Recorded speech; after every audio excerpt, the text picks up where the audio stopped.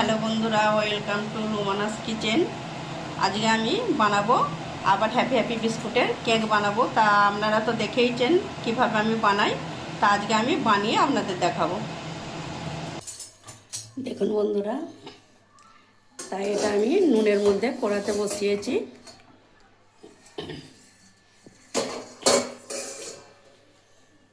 এটা পুরো নুন দিয়ে আছে, নুনের মধ্যে স্ট্যান্ড বসিয়েছি, দেখতেই পাচ্ছেন। এর মধ্যে বাটিটা বসিয়েছি, কেকটা হয়েই এসেছে। আরও মিনিট 5 মিনিমাম এই কেকগুলো বানাতে 30 মিনিট সময় লাগে, আরও মিনিট 5 রেখে দিতে হবে আমাকে।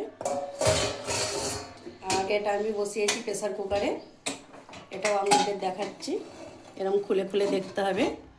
এটাও রেডি হয়ে এসেছে। এটা আমি ময়দা দিয়ে বানিয়েছি, আমুল দুধ আর ময়দা আর ডিম। তা দেখুন বন্ধুরা, আমি বলেছি আজকে আবার আমি কেক বানাচ্ছি। তা কালকে আমার বাপের বাড়ি যাবো, তা এইদিকে কেক বসিয়েছি আর এইদিকে রুমানা বায়না করছে, একটু পিঠে করছি অল্প করে ময়দা, সুজি আর চালে গুঁড়ো দিয়ে।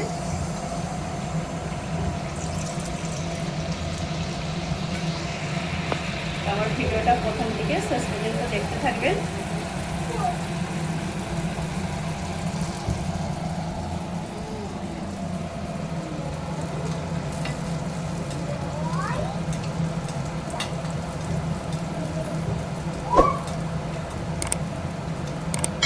শীতের সময় পিঠে তো খেতে ভালোই লাগে, তার রুমানার জন্য পিঠেটা বানানো হচ্ছে।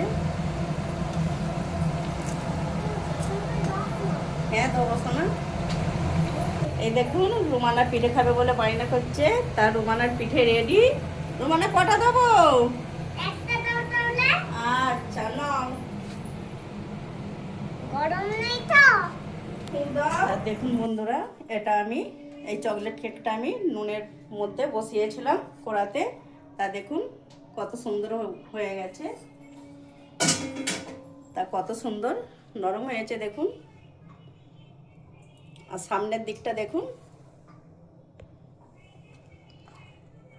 একটু সামনের দিকটা ফুলে গেছিল, উপর করে দিতে ফুলোটাই হয়ে গেছে। তাই এখানে একটা আমি কেক বানিয়েছি আমুল দুধ, ময়দা আর বাদাম টাদাম দিয়ে বানিয়েছি। আপনারা নিশ্চয়ই দেখেছেন আমার ভিডিও, না যদি দেখেন আমরা বড় ভিডিও দেখবেন, ভিডিওতে দিয়ে আছে। আর এই যে বলেছি রুমানার জন্য আমি পিঠে বানিয়েছি। তা বন্ধুরা, কেমন লাগলো আমার ভিডিওটা আপনারা কমেন্ট করে জানাবেন। যদি পুরো ভিডিও দেখতে চান তাহলে আমাকে কমেন্ট করে জানালে আমি আপনাদের আবার আমি দেখাবো পিঠে করে। তা আমার ভিডিওটা যদি আপনাদের ভালো লেগে থাকে লাইক, শেয়ার, কমেন্ট করবেন।